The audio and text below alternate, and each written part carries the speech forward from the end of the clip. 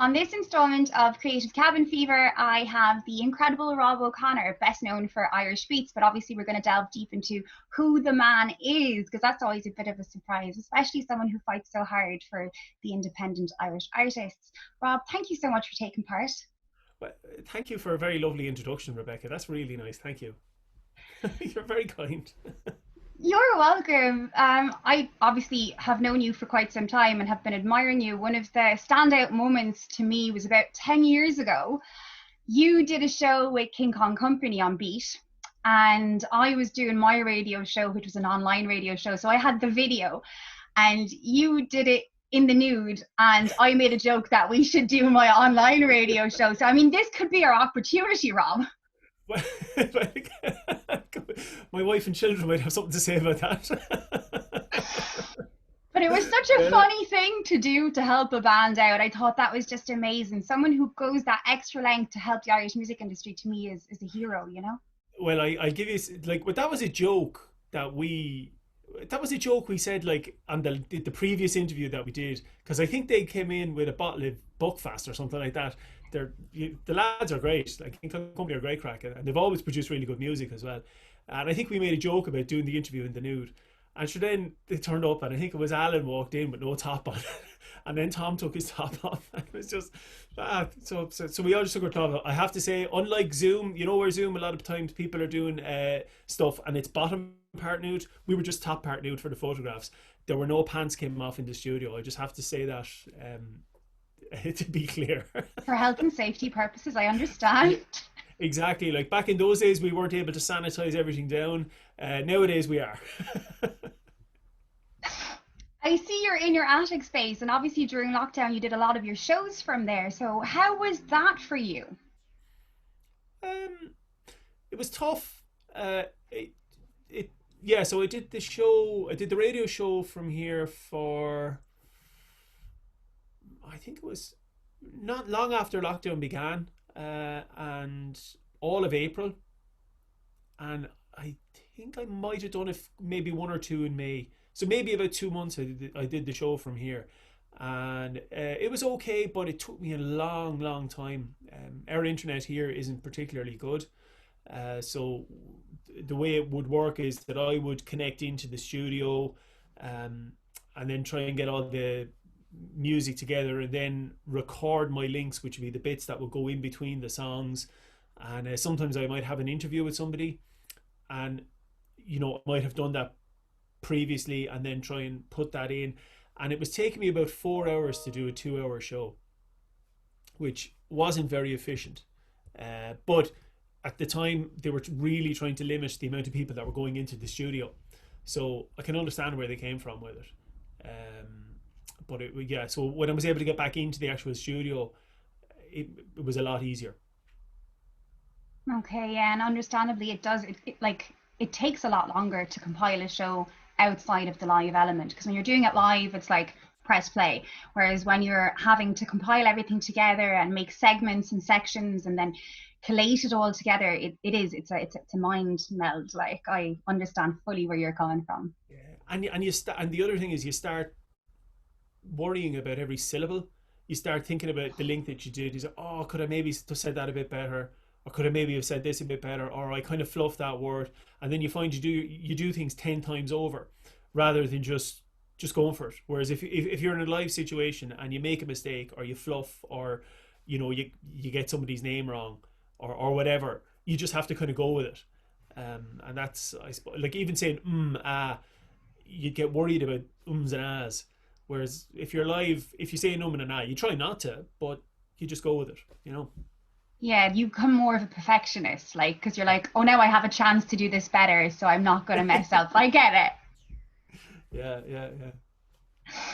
I'm really curious on how you fell in love with radio. Like, when I was a kid, I used to make up fake radio shows the whole time. Were you similar in that, or did it happen accidentally? Yeah, actually, we did. We used to have.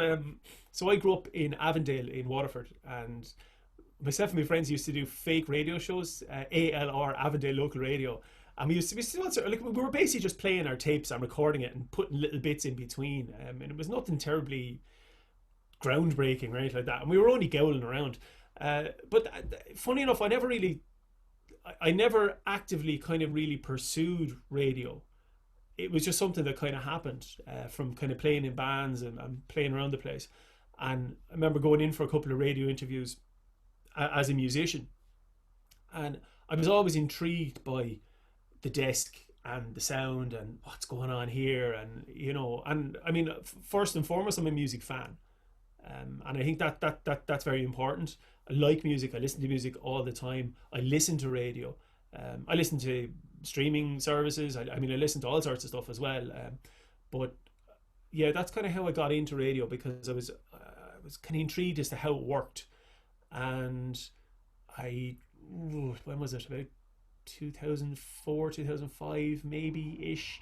I did a course in there was a course running between WLR and Beat and WIT, where I was working at the time, in WIT, and in radio. So I thought, oh yeah, I must I'd be interested in this. And then I got a few filling gigs with WLR, and then I got offered the show with Beat, and I've kind of been there ever since. I'm just kind of this crank who comes in at the weekend and gets to play my stuff, and then I go away again, you know.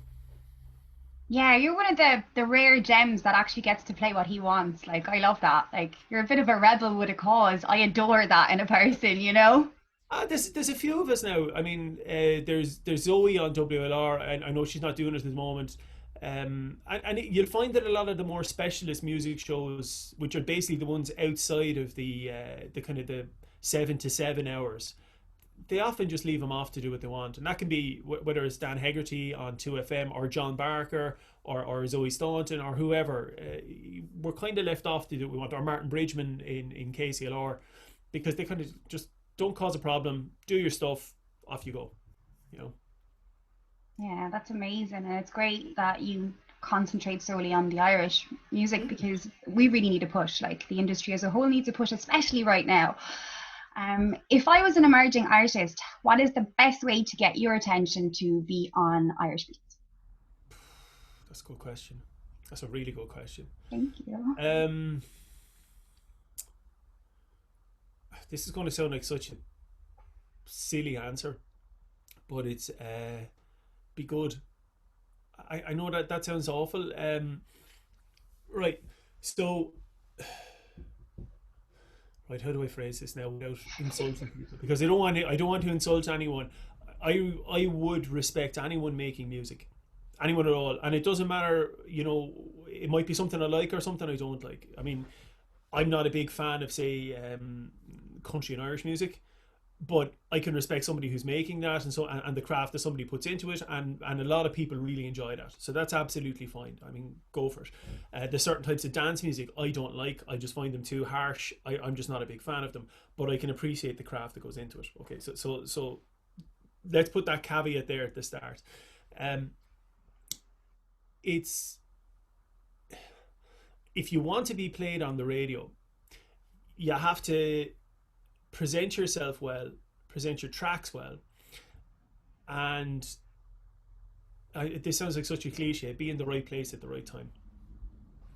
There's At the moment, I'm getting around 30 to 40 tracks a week from Irish acts that are being submitted for play, and I just don't have space for all of them.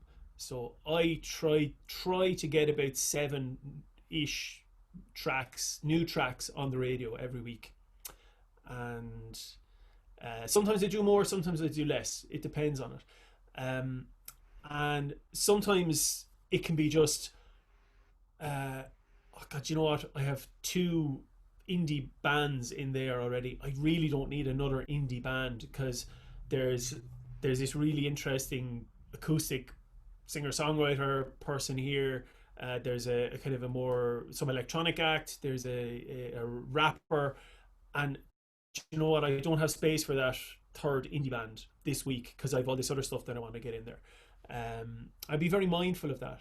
That I don't want to just play the radio show full of music that I like, because it could end up just being a My Bloody Valentine hour, or playing a load of Divine Comedy music back to back.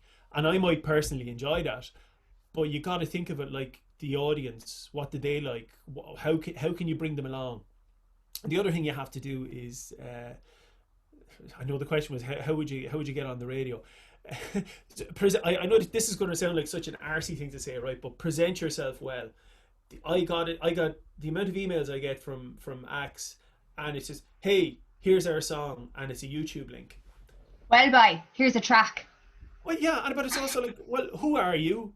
What's the story with this? I don't know. I mean, I used to mail people back with those type of things. I don't anymore because I just don't have time. But I remember one time somebody emailed me this track on YouTube, and it was actually half decent. And I was thinking, oh yeah, I might play that. So I emailed it back, say, hey lads, can you send me on a WAV of that, which is a high quality audio format?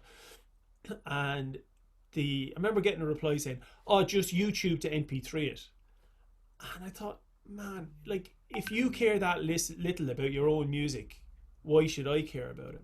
And only the geeks might get this now, but like YouTube does some very strange compression things to music. You hear sometimes the songs sound like they're underwater. Yeah. And okay, and YouTube to MP3 can compress it even further.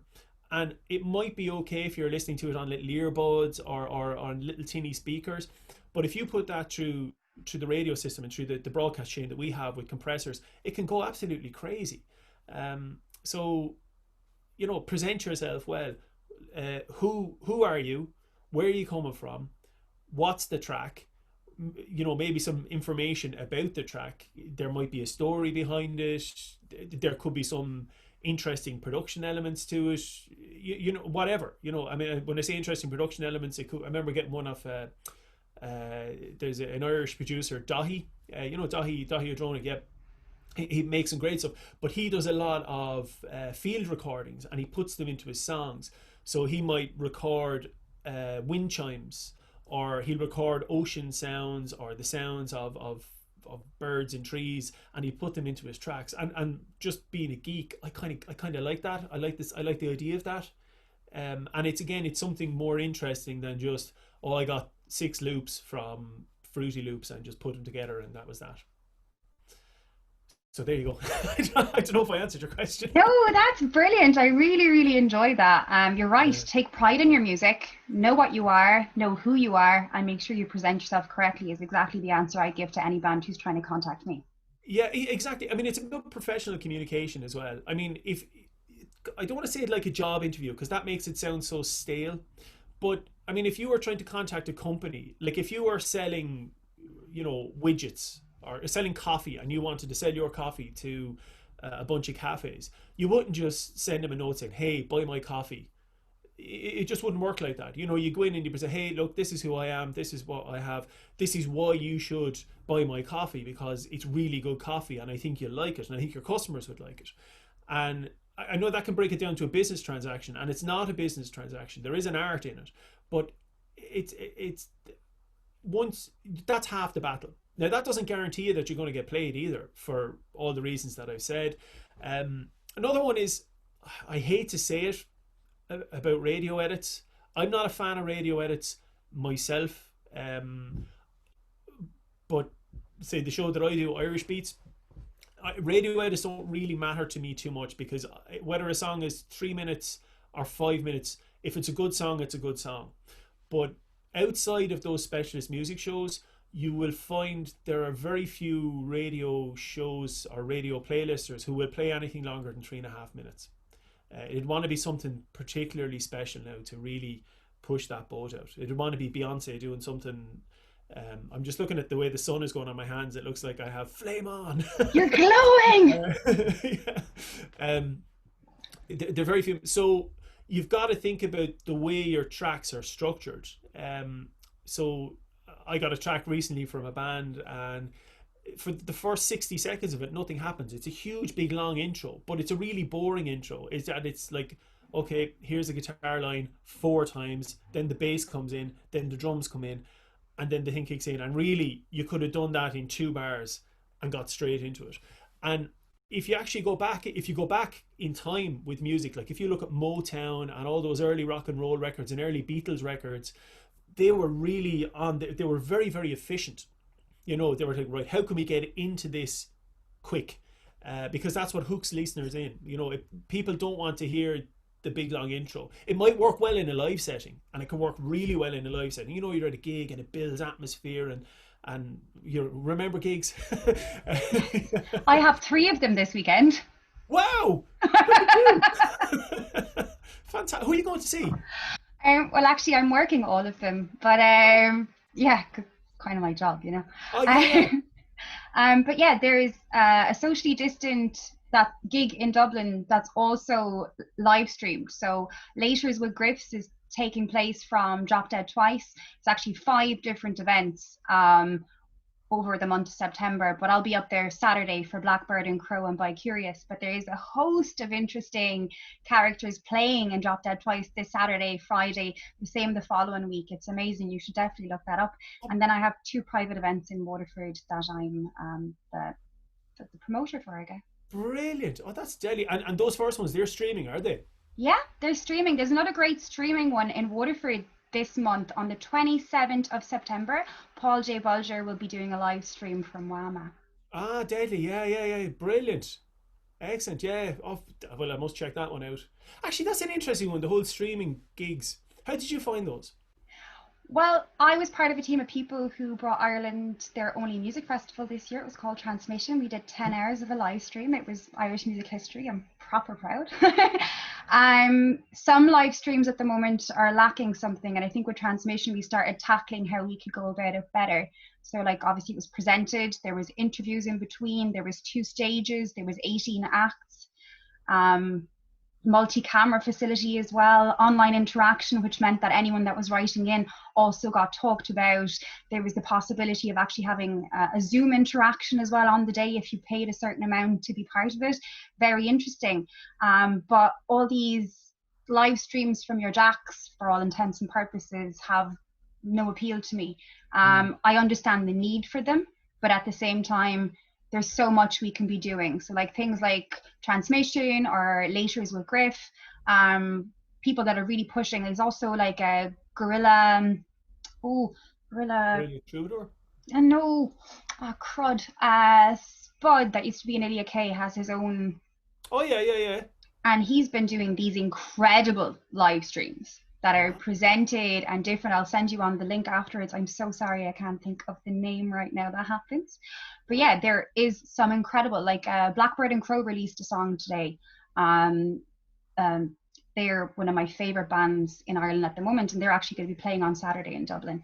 But how they did that is last month or the month before, they did a live stream from Donegal, and they did it all kind of as a storytelling where they went to the moon, right? So they had a backdrop of the moon and everything like that, and that was incredible. Like, and then when Thumper released Topher Grace, they also had a live stream with a difference. It was a live gig. It was really, really, really special. So there are ways of doing something incredible if you just know how to go about it. So I'm really excited to watch how we progress as an industry, because we're not lacking talent or imagination. We're just lacking venues at the moment, and that's something we can all strive to do better, I think.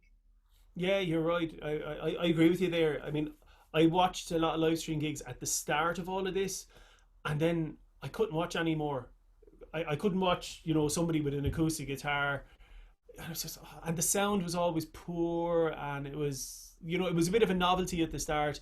But then, no, I know, and then they've progressed on significantly. People started doing some really interesting, creative things. Even where somebody might play three instruments themselves, and they might set up the camera and have a kind of melded together. I like that kind of stuff. And then some of the bigger gigs that have been streamed, I've watched some of those, but I haven't watched any in a long while actually. I just kind of, it's funny enough, I miss gigs an awful lot, but I couldn't watch anymore. I don't know, maybe it was just the whole thing about the screen was just getting to be too much to me as a kind of a mediation blocker. I kind of want to be there. I want to watch somebody play. Actually, that was a really great thing I had this weekend. I had the first live guest on the radio this Saturday or last Sunday, and it was John Phelan from One Morning in August.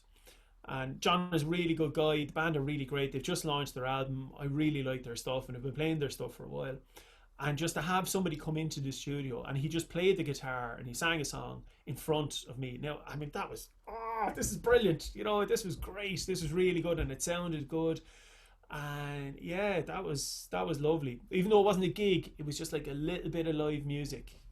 So yeah, I enjoyed that a lot. And I take my hat off to anyone who's looking for new ways to progress their stuff, and whether that's a musician or a comedian, or there's some really interesting theatre going on at the moment online. It's just pushing the boat out. And I'd love if there were more supports and help available for people. Because they're trying their best.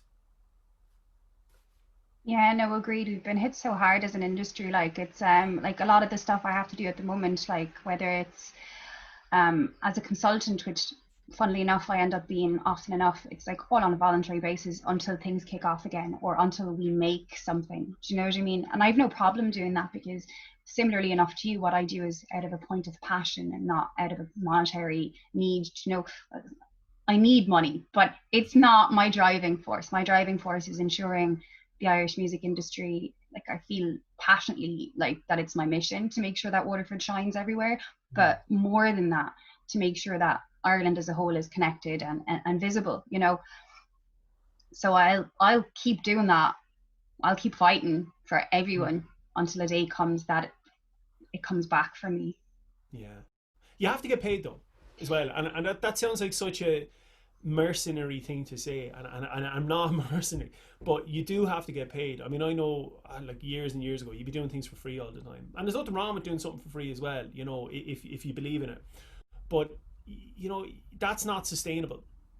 And it's the same. Like musicians should be paid, sound engineers should be paid, lighting technicians should be paid, promoters should be paid. You know, if you're putting work into something and there's income being generated, well, you should be paid, and that's the simple fact of it. Because otherwise, it can't carry on. You know, because you can only do that for so long, and then you've got bills to pay. You've got people. You've got to feed yourself. You might have to feed your family. You can't just keep doing stuff for free all the time. So, like, I'd be a very big believer in people being paid for their time and paid for their effort. Yeah, that's really important, I think. Anyway, I mean, there's nothing unusual about that. There's nothing earth-shattering in that. And I'm lucky enough to work with a bunch of people who think that way as well. And, and most of the things that I've been involved with, there is that ethos there. People get paid. But then when you're paying people as well, you expect them to behave like professionals. If you're supposed to be there 2 o'clock, you're there 2 o'clock. You're not, oh yeah, we're just having a few pints, or no, you're supposed to be there at a certain time. That's it. And I'd be a big believer in that. That's another one. You're talking about people getting ahead in the industry. I remember somebody saying, be punctual. Like if your load in time, like with a gig, if your load in time is 8 o'clock, you are there at 10 to 8. You're not rocking up at half 8 or any of that kind of stuff, because particularly the bigger venues, they might have 3 or 4 shows on at any one night, and you have a slot. That's your slot, so you better get in there. And if you're faffing around, having a fag outside, or doing whatever you're not supposed to be doing, people remember that. They People do, like, remember that. because especially in my line of work, I have to plan for the unplannable. Like, and I don't think it's ever been as true as this moment in time. Like, 2 of the events I had here, when I was planning them last month, I had the opportunity of having 100 people there. And then within a week, I had the opportunity of having 15 people there. It's like, Yeah, and no warning either. Just like that. Yeah. Yeah, it's amazing. I mean, I remember somebody saying a good bit of advice I got years ago was be sound. I know that, again, that doesn't sound like there's nothing earth shattering in that, but being sound, I think, goes a long way. Like, are you somebody who's easy to work with? Are you somebody who's easy? Are you somebody who's going to do what they say they're going to do? Um, you know, loads of talented people. I know loads of talented people, and why aren't they huge big stars, and why haven't they got that? And I'm not saying this is a character flaw or not making a value judgment, but there's a lot of really talented people I know who are flaky, and you know they kind of do stuff, then kind of don't do something else. Um, and you've got to kind of push beyond that, and it comes to this element of professionalism. You know, it's that, well, do you want to do this professionally? Well, you've got to project that work ethic out there, and not just doing the things that you like to do. I mean, we all like sitting around playing the guitar, we all like, you know, noodling on the decks, we all like doing whatever, but do you really like going around putting posters up? Do you really like, you know, filling out a form for this? Or do you really like doing those bits on social media that I hate social media. I'm not a big fan of social media at all. But it's a time sink. It's not again, not a value judgment. I just find I was losing a lot of time on it. But they're the professional elements that you have to do. So do it. You know? I agree. All these things are important. And if you're not good at something, find someone who can do it for you. Like, there's no reason for you to say, I'm not good at social media and I have no time for it, and not actually find someone who enjoys doing that, is good at it, and would actually enhance your brand, because that's what you effectively really need, especially as a band or a musician. In a moment like this as well, the more you can think outside of the box, like everything as we knew it is gone. So your preconceived notions of who you are as a band or who you were before this, like, it doesn't matter if you've got 5,000 followers before lockdown started, because right now you're starting at ground zero like everybody else, because everyone's pushing music at a fervent rate right now. Everyone's getting noticed. The algorithms are all over the shop. It does not matter what your fan base was before. All you have is right now. So be humble, be kind, and be grateful. Like, I'm finding a lot of people are not being grateful to the people that are pushing them, and that will stand to them as well, because people will remember who they helped and who helped them back, and so forth, you know. Yeah, I think so. Yeah, I think you're right there. Yeah, it's very hard to disagree. The sun is coming in on me here now, so I'm going to try move forward, and I flame on, and can I get past it? Yes, I can get past it. And I can move that a little bit there. Just this is the attic space. It's not particularly This is what it's like to photogenic. be a shining light in the Irish music industry. You know, the sun just shines upon you. Oh my God, look at this. This is it. Yeah, there's a window right there, you see, and it's just like boom. But sure, look, what can you do? Sorry. No, it's not. You can't control the sun, or if you can, you're missing your calling in life. I know, yeah. I shouldn't be living in Ireland if I had any control over the sun. Yeah. I'm really curious to know, what was the first song in the Irish music industry you fell in love with that, I guess, maybe gave you your calling? That's a good question. Mine was New Secret Weapon Tea Party, just to fill the time while you think. That's a cool one. Yeah. Okay, I'm gonna. Right. I obviously like Irish music, and that's the radio gig that I do. But I'm not xenophobic either. I mean, I listen to music from all over the place. As any music fan should. Geography is irrelevant. If something appeals to you, it appeals to you.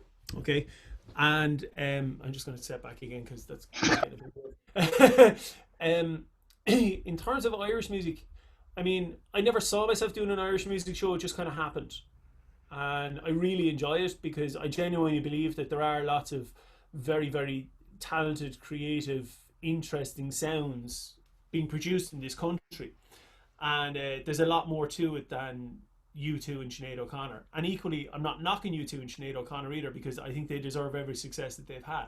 I think they're excellent. So, in terms of songs, what song has really kind of. I remember when I was about 10. I think for my 10th birthday, I got 2 tapes. So this would have been 1988. I think it was 1988 now, I think, yeah. So I would have been 10. That would have been when I was 10. And I got 2 tapes on my birthday. This was going to be my first tapes that I was going to have. And I got 2. And one was Aha, Stay on These Roads, which is Aha's 3rd album. A lot of people say it's not their best album, and probably true, but it was the album that was out when I was 10. It had the James Bond theme that they did, the Living Daylights, on it, which I think is great. And yeah, Aha are a great band, and I've kind of rediscovered them later in life again. Um, so stay in these roads, and now 12, which is now, that's what I call music 12. Now you're probably even too young to remember these now. But for anyone who is, I suppose, under 25 now, that's what I call music, where these collections of kind of basically all the hits put onto, a couple of LPs or a couple of tapes, and later a couple of CDs. And it was kind of like the Hot 100 list on a Spotify playlist or something like that. And they come in, and they were great value for money, because you got all these hits on one tape or two tapes, and that was it. And I remember on Now 12 there was a song by an Irish band, probably sandwiched in between Bananarama and whomever else, and it was "Don't Go" by the Hothouse Flowers. And again, the Hothouse Flowers, I can't remember the name of the album that they released there, that song was on. I remember I had seen them on, they had played as the interval act at Eurovision that year, and had done really well. And this song "Don't Go" was a huge hit across Ireland, across the UK, and it's a brilliant tune, and it's still a great tune. And I remember thinking to myself, wow, that's an Irish band. That's an Irish band alongside Bananarama and Phil Collins and whoever else was on the Now 12 CD. All these huge big stars, and there's an Irish band in the middle of them. That's cool. That is cool. So there you go. Don't Go by the Hot House Flowers. Amazing. That's a great answer. Obviously, you mentioned a love for Aha. My mom has the same. I was raised on Bread, Aha, and Black Sabbath with great pride. Bit of Pavarotti thrown in there, gave me that little bit of a classical twang on my grunge-tastic way. When I was talking to Roddy Clear, obviously we all know his music obsession is Thin Lizzy. My personal music obsession is Bush. Discovered them when I was 11, fell hard in love with grunge and everything it was. Have you a music obsession? Um,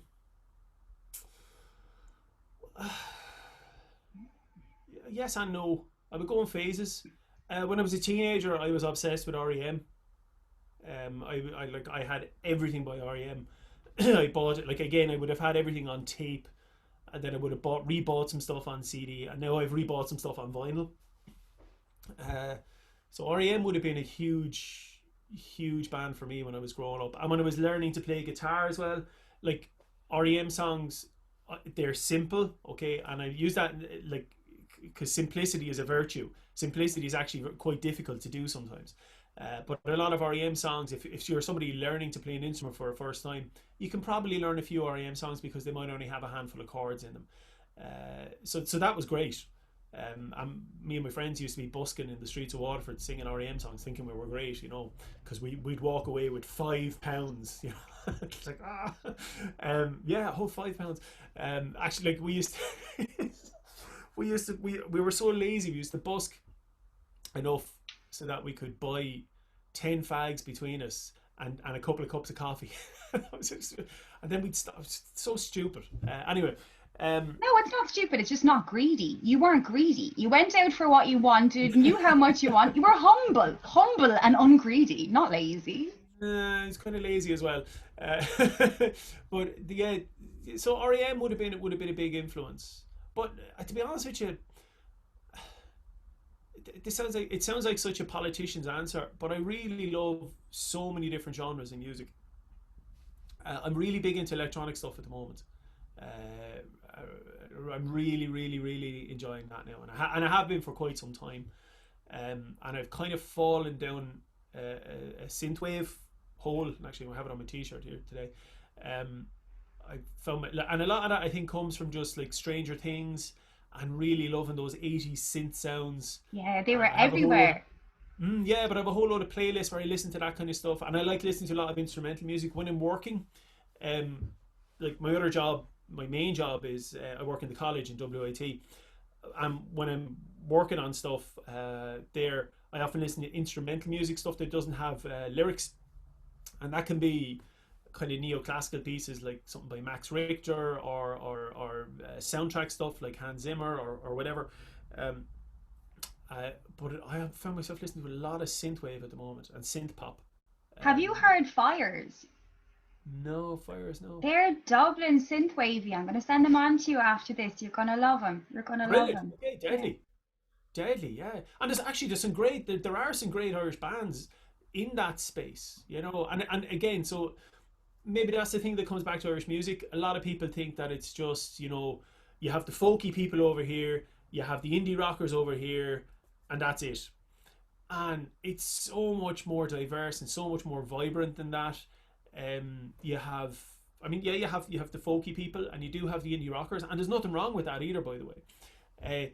But you have all these kind of crazy electronic-y things. You've got all the R&B acts.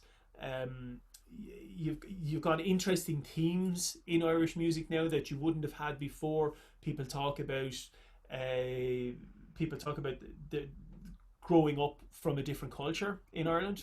You know, so I don't. If I use the term New Irish, I don't mean that in any disparaging way. But these are people who have maybe come from Eastern European backgrounds, or they've come from African backgrounds.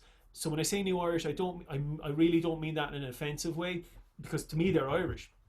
But you know what I mean. But they're new voices that we're not hearing, that we haven't heard traditionally in the past. Or people talk about um, LGBTQ issues.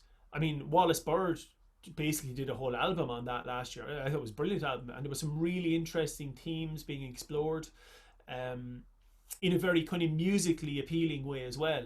You can't just be beating people over the head with this stuff, you know. Or I got a track there the other day from God Knows, the rapper, and it's an absolute banger. It's a bullet, and I just think it's great. I'm going to be playing it on the radio show this weekend, and you know those kind of voices need to be heard.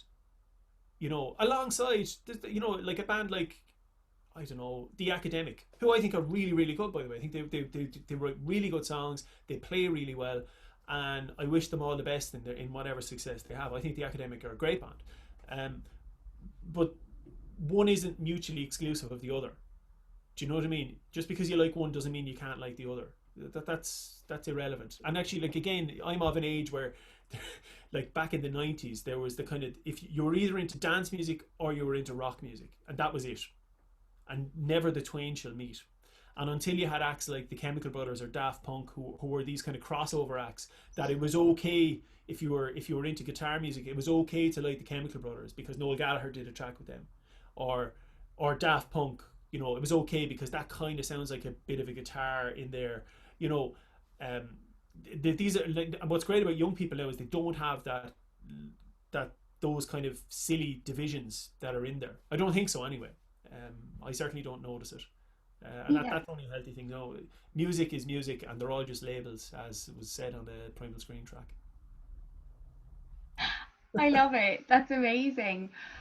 So you've been shortlisted for the Radio Awards. That feels deadly, right? It is, yeah, it's nice, but yeah, it is nice. Yeah, it is nice. It, this is going to sound silly, right? Uh, yes, it is a lovely, lovely thing to.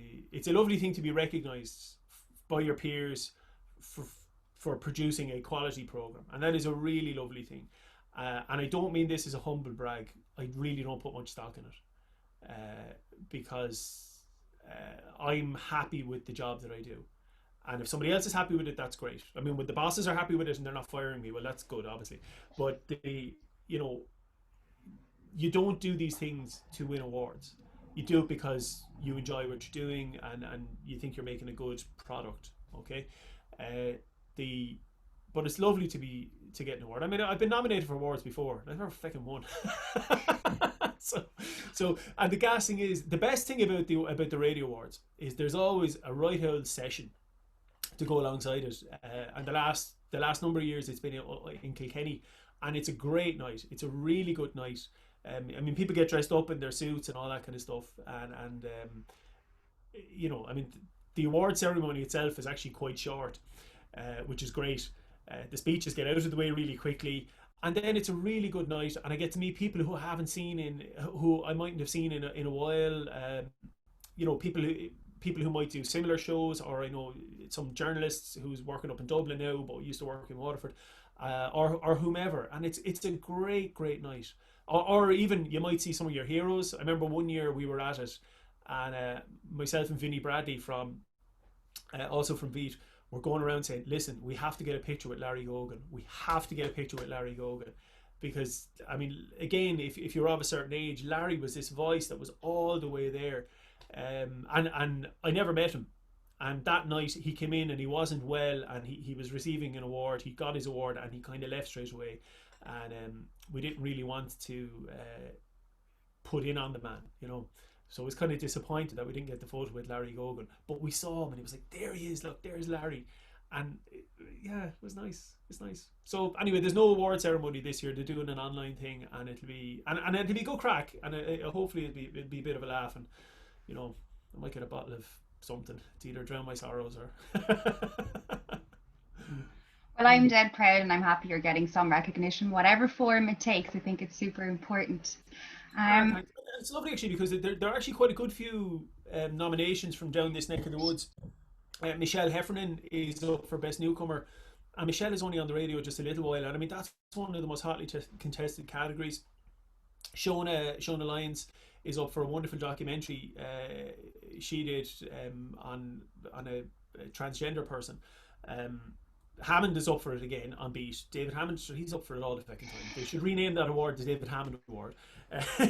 You know, and there's the like some of the lads in WLR are up for a bunch of awards. Actually, there was one of them particularly. There was a Sinead Ahern made a wonderful documentary about breast cancer, and her experience with breast cancer. And I remember listening to that piece, and it really was like, whoa! It was very personal. It was very powerful, and there were some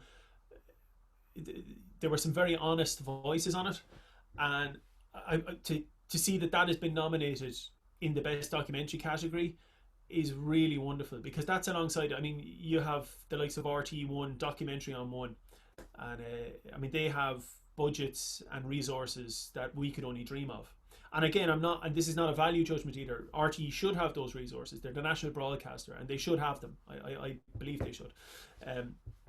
But for Sinead to be put alongside the likes of those, or pieces that are being produced by the BBC or News Talk or whoever, that's great. That's really good, and I'm really delighted about that. And it just shows you the quality of the stuff that can be made down here. And it's the same with people making podcasts, you know, like Creative Cabin Fever or whatever. There's all sorts of interesting material being created and being produced by people down this neck of the woods.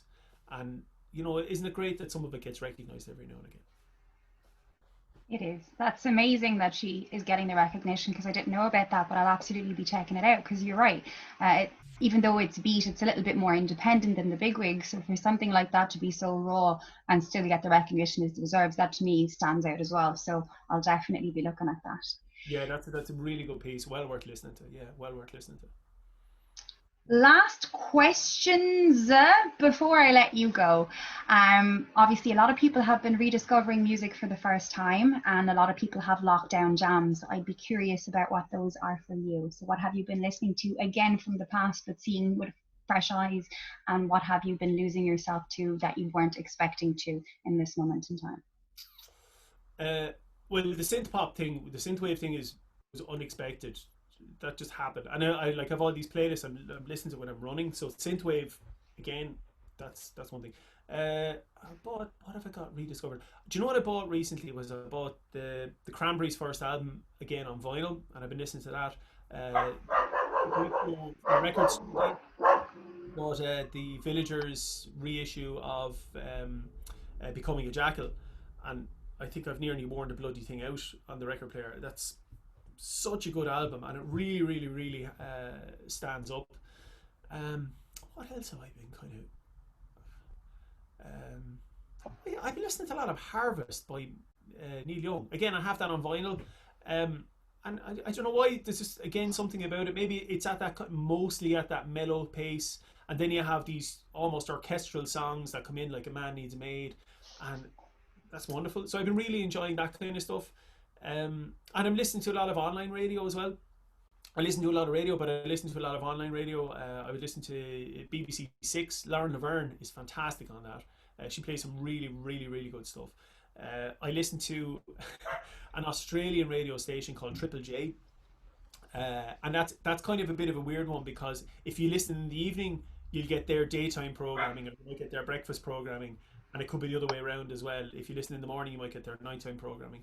But when I was living in Australia, we would have listened to Triple J an awful lot. They play some really interesting stuff. KCRW, which is an American station, everyone says that because they do play some really interesting stuff. But yeah, but just trying to just push the boat out a little bit is always good, you know, always good. Yeah, I take part in an online radio show myself, but it's done through YouTube. So it's a YouTube live where there's actually live performances and videos and interviews. It's really interesting. And I do a weekly spot where I do a review of the weekend. So I pick one song every week and I review it. And I find that amazing because you're just hitting the Irish industry in a different way completely. So there's loads of stuff like that going on. So that's Demars Radio. I recommend you watch it because you never know what he's going to put on. Like Demars Radio. hmm Absolutely. And that's on YouTube. Yeah. Yeah, under Demars Entertainment. He's amazing. His name's Kozak. He's just Yeah, I mean that's the stuff, isn't it? Like, I mean, there's just the amount of this material that's out there. It's just fantastic. It's great, and so much of it is so really well produced as well. I mean, that's the thing that kind of bugs me is sometimes when things are really badly produced. You're like, come on, a microphone is not expensive. Do you know what I mean? I know here I'm sitting in the sun, you know, like, but you have a proper camera and you have the Blue Yeti mic. I have a little mic here. But you know those kind of things are. I think the sun is moving a bit now. I can move in a bit. Yeah, the you know it doesn't take an awful lot to have a few production values in your stuff, and it just makes things look so much slicker. I mean, even look at the difference there between your camera and my camera. Mine is just my laptop camera. You have a proper HD camera. You have a bit of dressing in the background. You obviously have a bit of lighting going on.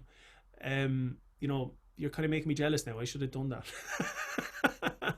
No, when I started off, it's really funny. Like my first two interviews were done in a tent in my sitting room with no lighting, no mic, with a really crap laptop, and no camera. And I didn't think I'd be on my 75th interview in 6 months.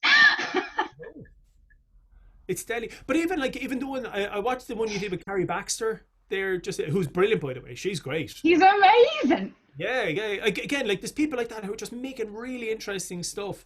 And again, we don't know an awful lot about her because, well, we do know now, but because she's kind of based over in the UK rather than back in Waterford now, you know. And it's the same even like your man Chris Moncrief, you know, because he's been over in the UK for so long and away from Tramore in County Waterford. You kind of it's amazing. They're kind of you have to go away to do well to get recognized back at home again, which is kind of weird. And it's like this old Irish thing: you can't be any good because I know you, you know. That's just weird. Anyway, that's by the way. That's especially rife in the lobster pot that is Waterford. I don't think it's everywhere in the country, but there is definitely something in our waters that prevents us from seeing the beauty within, I think. Yeah, it is. It's very strange, you know. But the video that she did with Carrie Baxter, remember even looking the way she had her stuff set up, and even though it was only like again a bedroom, was like, geez, you're actually thinking about this, and you know, being very savvy about these things. And maybe I should have instead of. Yeah, Paul Bulger had it set up like in his studio, so he had all the comic books in the background. And then you had Colin Shanahan did his with his gazillion guitars and Oasis through the wazoo, you know. I'm in my bedroom. The light comes from the window at the front of my house because the rest of my house is the darkest place ever. So I'm on a window ledge, but it looks cool, huh? Really? That's all natural light. That's fantastic. Yes. It looks great. It looks really, really good. That's natural light. Yeah, it's yeah, that's deadly. Yeah, I must invest in something like this because we're doing a lot of online teaching now with WIT, and you know, I might try and do something about my space here. This is an attic conversion. When we moved into the house, this was kind of half done, and it's like all the odds and ends. There's yellow wallpaper. There's this other type of stripy stuff. There's other stuff over there. There's a pink door. It's It's very strange. There's a few comics. There's a guitar. There's another guitar. Yeah. No, I over lockdown decided to give myself a dream because I have wanted a music room for as long as I can remember. Because music is my life. I don't play anything. Well, actually, I have a steel drum now. Can't play that. Yeah, But I listen to music all the time, all the time, all the time. So I made up my music room, and then a month ago, finally, my Technics stereo came. brilliant. And that's actually what I was listening to you on when you put Kenzie on, because I play this game with the radio since I'm a kid. It's like Magic 8 Ball with the radio. I'm like, I need an answer from the universe. And I press the button in the tuner that'll go to auto tune and bring me to whatever channel is going to give me the answer. And you just announced you were going to interview Kinsey. And I had just reached out to her and she'd agreed to an interview. And I was like, I need to interview him next. Well, there you go. She's great as well. That's fantastic. Oh my God. And there's this new song I fell completely in love with this week. It's called The Moon, and it's by a guy called Banba. And it's like a completely progressing song. So like it starts off one way and ends another way, and there's hip hop in there, but it's like a jazz fusion similar to Kamal Williams type-esque beauty. Like it's unbleeding real. Deadly. I must check that out. Banda. I sent it to you in the email earlier. So. Okay, I haven't listened to any of those links yesterday. It's been a crazy few days. So we're good. So you have it already, is all I'm saying. Deadly. I'll check that out. Rob, it's been an absolute pleasure. Is there anything you'd like to add to our interview before I end? No, just keep doing what you're doing. I don't mean that in a patronizing way. Like, please don't think that. I mean, like, I really take my hat off to anyone. Like, okay, I know loads of people who sit around talking about all the things that they were going to do, or all the I could do this or I could do that, but they haven't done it. And I'm one of those people as well. I keep sitting around saying, oh, I should do more music and I should do that, and I haven't, and like, instead of you sitting around saying, do you know what, I could do a kind of an online interview show or whatever, you've done it. And I if more people had that can-do attitude, I think the world would be a better place. Whether it's in something to do with music or whatever, it doesn't matter. It's just try to be a bit creative in your life, and that would be a lovely, lovely, lovely thing. So there you go. Thank you very much. That's a very kind thing to say. I'm going to stop recording now.